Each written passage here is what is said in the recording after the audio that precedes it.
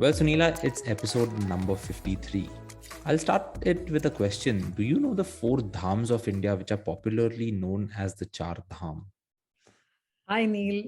Yes, I do know them because I haven't visited even a single one till now. So, I think that should be on my bucket list for this year or the next. And I think the Char Dhams are Badrinath, Dwarka, Puri, and Rameshwaram, and in four corners of India. Isn't that amazing?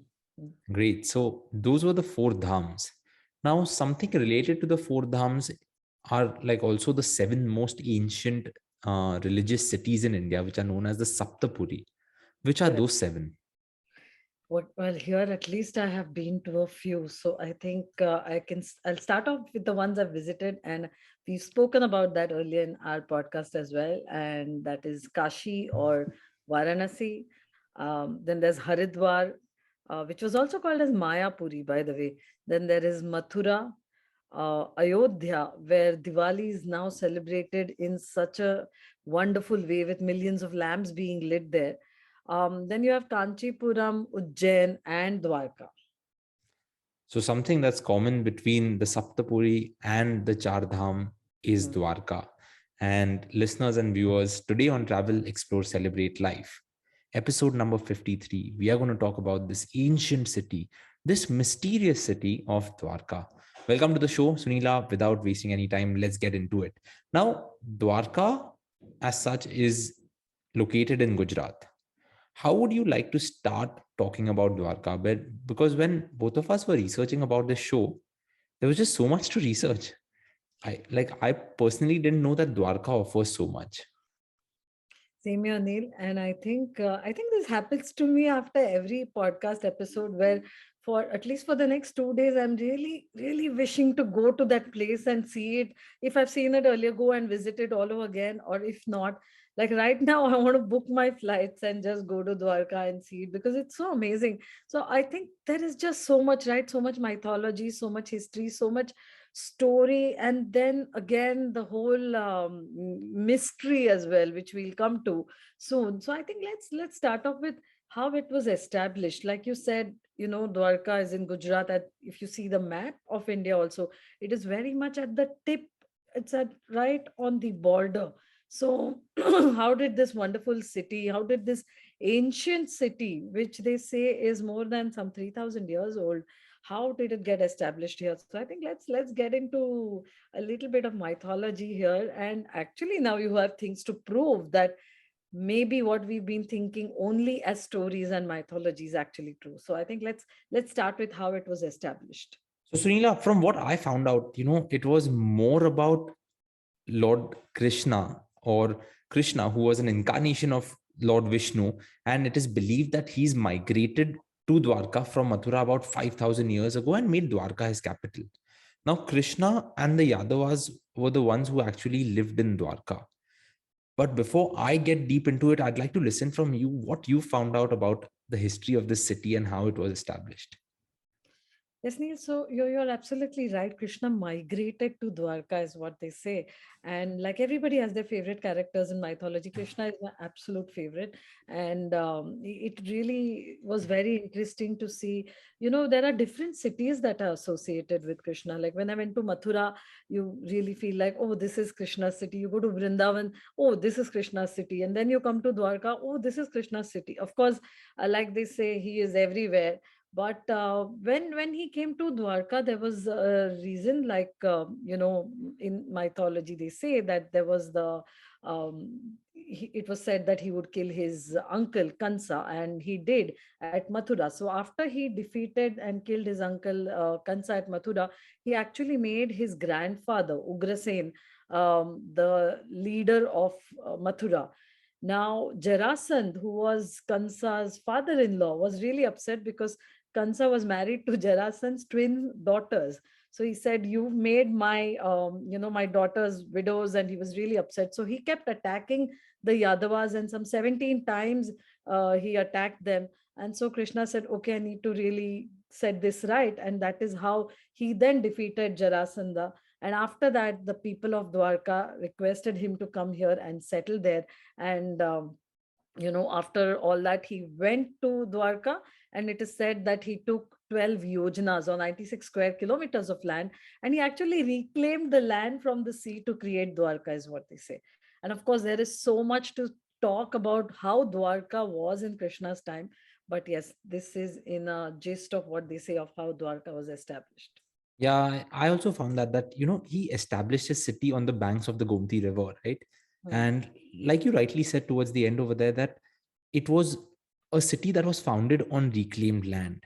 And after his death, there was like a downfall of the dynasty of the Yadavas, right? And it's hard to predict or say what exactly happened to the original Dwarka, because what archaeologists have found is that submerged within the sea there are all of these different remains of temples and everything, and we'll come to those temples.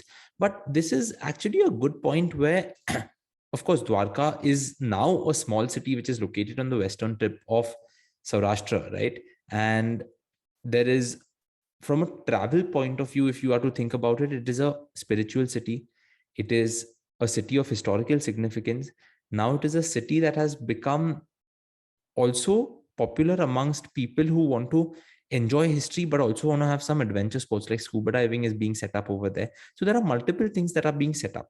But now I'd like to hear from you as to a little bit about the different temples that are in existence in Dwarka. What are the different things that we can see, and some of the stories that you know are in existence of Dwarka and surrounds. Yes, Neil. So you mentioned about the city being submerged, and they say that before it was submerged, Dwarka was so prosperous in its day. Like they say that it was the first multi-storied buildings. Like it is supposed to, like, if you go back and read the ancient text, they describe Dwarka, and even in the when I was going through a lot of videos and a lot of articles, and they said that even in the Mahabharata and the other ancient texts that were written later, they described Dwarka as a city of gold. Like everything was, very rich city with gold and diamonds and emeralds and all of that, and multi-storied buildings. So they say that it was very prosperous and very well built with good roads and everything. And then, of course, after Krishna's death, uh, the Yadava dynasties were fighting with each other, and then they said that you don't deserve to keep this land. And apparently, there was a huge wave, and the city was submerged. So they say that the city was submerged some 6 times earlier, and the seventh time it completely took over the city, and the city was then nothing remained. And again in the Mahabharata, they say that Arjuna, after the war and after everything, went back to Dwarka. He got the remaining people from there, took them back to Hastinapur, and settled whoever was remaining of the Yadava dynasty.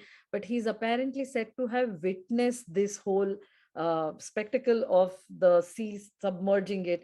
There was also some stories I read which said that after the ice age, the water levels rose so much that it kind of submerged the city. And I actually saw in one of the BBC videos which said that they studied the sea levels, like the in India they've been studying the sea levels over the years, and there is some claim to that the sea levels kept rising so much, and then apparently they went down a little bit. So they say that probably the city of Dwarka was established some 3500 years ago, when the sea levels were a little lower, and then again the levels rose, and then that's how at that point it submerged. But yeah, so coming to the temples, the most important temple here, there are many temples here. There's Rukmini temple, there is Samudra Narayan temple, but the most important pride and joy of Dwarka is the Dwarkadish temple, which of course houses Lord Krishna's statue, and Dwarkadish, the owner of Dwarka, or the Lord of Dwarka. This temple, Neil, is really amazing, and you can see it from far because of the amazing flag on top, and we'll talk about the flag as well. But it has two main doors, and you have the Swargadar and the Moksha Dwar. And they say that, of course, the Moksha Dwar is the main entrance door, but they say that legend says that pilgrims should ideally enter through the Swargadar and leave by the Moksha Dwar, because that's how you attain salvation. And that is why also Dwarka is known as the as Moksha Puri as well, the land of moksha. This is where you get salvation completely. Also the name Dwarka, right? The name Dwarka means gateway. It means that this is the entry, or they say that there were many gates in the old Dwarka. There are many reasons why it is called Dwarka. So one legend says that Sudama came in and asked, who was Krishna's friend, and he said, where is the door? Dwar kahan hai? And that's why they call it Dwarka. The others say that there were many doors in that time for Dwarka. That is why it was Dwarka. And of course, the other legends say that because of the temple, it had many doors. And then again, you name the city Dwarka. But isn't it correct that it was a port city? In a sense, the gateway to India have always been the ports, or the gateway to any country. So the gateway, or Dwarka, the name itself also makes sense. But yeah, coming back to the temple, this is located in some 1800 square meters, 5 stories of temples on 60 stone pillars. And you have the steps there. There is the spire, or the shikhar, which is, I think, some 170 feet high. And you have the flag on top of it. So it's really an amazing temple. I decided not to stop you there because one thing we've realized is that when you like a place and when you feel like going to a place, like at least you, Sunila, get so excited that you can just go on and on and on talking about it. But circling back to the dwars or the Dwarka doors that you're talking about, a few of the archaeologists have also said that these doors, because this city had a lot of doors, right? And that's why it was aptly named Dwarka. They are still preserved down below the sea level, just because like the city got submerged but the dwars were still there. So if only, like, we spoke about scuba diving, and if only the water was much clearer, visibility was much clearer, we could actually go scuba dive and check out all of these sites, because that would be an experience in itself.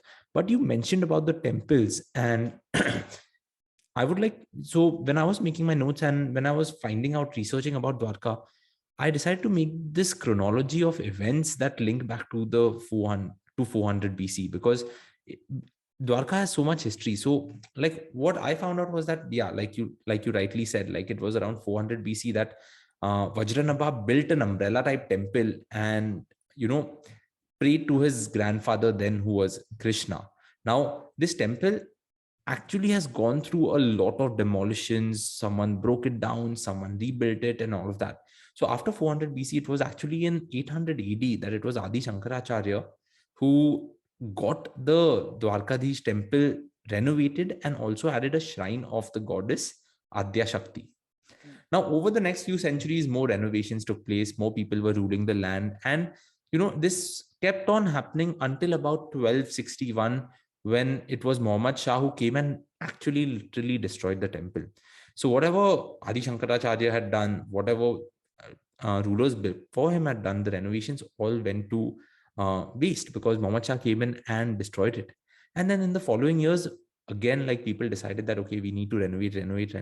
So renovations took place, and this also led to a dispute between the two groups who control the temple, which is why renovations slowed down.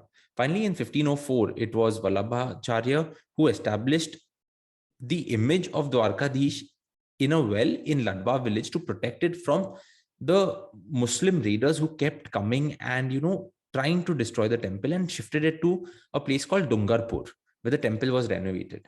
Now, in 1861, it was Maharaja Khanderao who came to Dwarka and actually renovated the temple. The temple tower was rebuilt during the British rule, and finally, by Maharaja Gaikwad in 1903, a golden pitcher was fixed on the temple tower, and further renovations have been taken since then by the then Shankaracharya of Dwarkapit.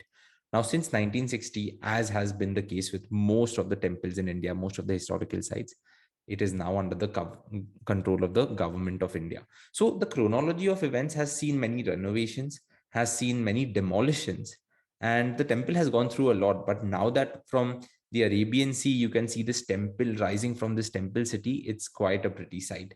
And I think that's one of the top draws of Dwarka as a city, because this is one temple, and like you mentioned, the tower, it's just towering. And with the flag, you mentioned something about the flag. What was that? Yes, Neil. So the flag is really important here. Like every temple has its flag, and the flag of Dwarka can be seen from quite a distance. It is 52 yards, so it is a really big flag, and it has a symbol of the sun and the moon on that. And they say that, it is a wish granting flag. So if somebody wants a wish to be granted, they will pray to the Lord in the temple, and they will try to change the flag. So the flag here is changed 3 times a day. It's one of the only temples where the flag is changed thrice a day. And one person, I saw the video where they do it, and it's amazing, where he climbs right on top, and without much support, is actually changing the flag. And then if you want to do it, sometimes you have to wait for 2 to 3 years to get a chance to change the flag as a pilgrim, because it is so popular. I mean, it's so popular to change the flag out there. And you pay a certain amount as a dakshina, and you change the flag out there. So they say that, the why the sun and the moon, because they say that as long as there is the sun and the moon, that is the symbol of Krishna will always remain here. So changing the flag, we've seen change of guard and other things in other places, but changing the flag at this temple is considered to be, if you witness that, you are also considered to be lucky. And I think that is one of the reasons why in our Veena World tours, we try and make sure that we get time to see this, of course subject to operation, but it is important to see how the flag is changed here. I quite agree. Now, we've been speaking about Dwarka, but there's also something called Bet Dwarka. Mm. Now, I have a lot about what is there at Bet Dwarka, but the story behind why Bet Dwarka was formed, or one of the legends of why Bet Dwarka was formed, was something you were telling me before we started recording. So, what was that? So, it's really interesting. They say that Dwarka was where Krishna ruled as the king, and where he lived was actually on Bet Dwarka. So it's an island of the Arabian Sea, of the coast of Dwarka, close to Dwarka. It is also known as Antardvipa in mythology, which means that the Pandavas, or the others, the Yadavas, had to actually take a boat to go there. So it means that it was really quite developed at that stage as well. And they say that when Sudama came to meet Krishna, he came and met him here in his palace, which was built on Ved Dwarka. And we know the story where Krishna asked Sudama that, what gift did you bring for me? And then Sudama said that what could he bring but something simple, and which was puffed rice, or just rice. So he offered the rice to his friend Krishna. And this is where bait means a gift in Hindi. So bait, like bait. So this is the place where Krishna got a gift from Sudama, and that is why it is also known as Bait Dwarka. Dwarka, where Krishna got the gift. And because of that, in the temples there as well, they offer rice as a prasad to people who walk in. That rice is offered when you pray here in these temples as well. So this is Bait Dwarka for you. Of course, there are many different legends involving Vishnu and Hanuman, and the other stories as well, because they say that Vishnu killed the demon Shankasura here on this island as well. And that is why you see temple of Vishnu here as the incarnation of Matsya. Many other stories, but in short, gift, where the island where Krishna received the gift, the bait, is the Bait Dwarka, and where he lived. So, now it's also called Shankodhar, right? Because now, after it changed from Bet Dwarka, it's called Shankodhar. And it is basically a strip of just sandstone. And earlier, you had to take a ferry to go there, but now they are trying to, just build a bridge between a place called Okha and Bet Dwarka, which is going to be a 2 kilometer long sea bridge. And it is currently under construction, apparently.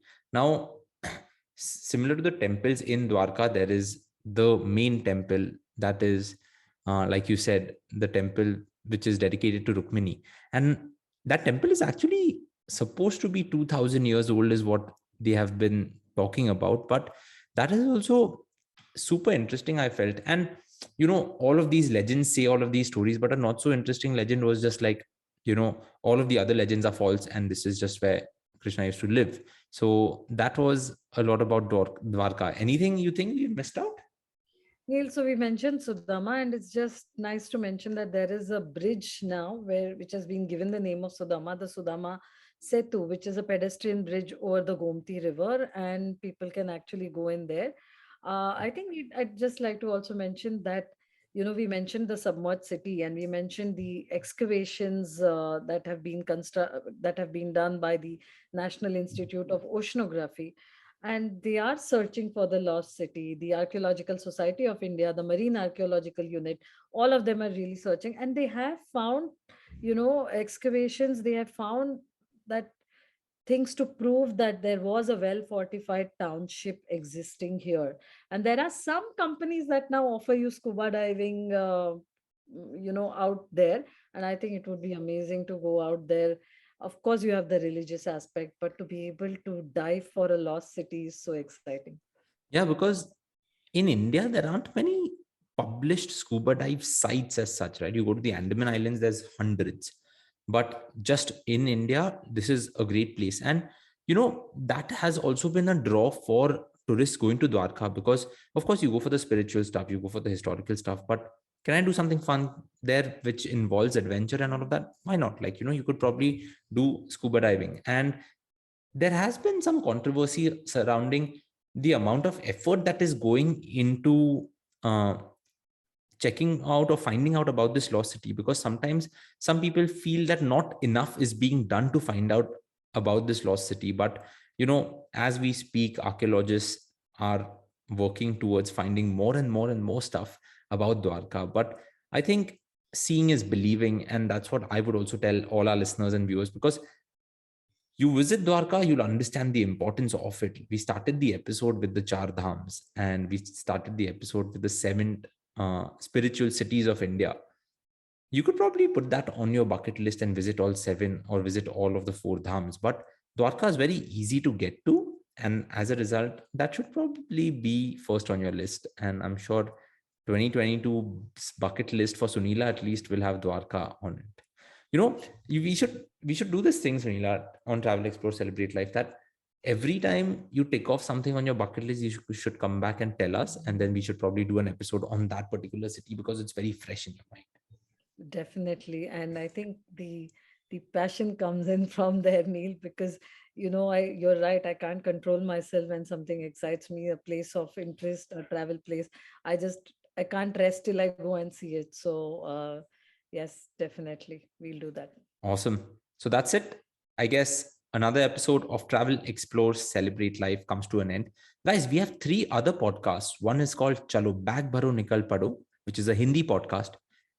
One is called Travel Katta, which is a Marathi podcast. And the fourth podcast is 5 Minute Travel Tips with Neil Patil. Listen to those.